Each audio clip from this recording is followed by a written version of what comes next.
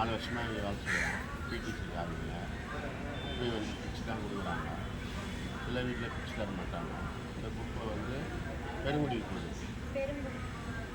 அங்கே போய் மக்கும் குப்பை வந்து மக்கப் குப்பை வந்து அதை மிஷினை அரைச்சி உரம் செய்கிறாங்க.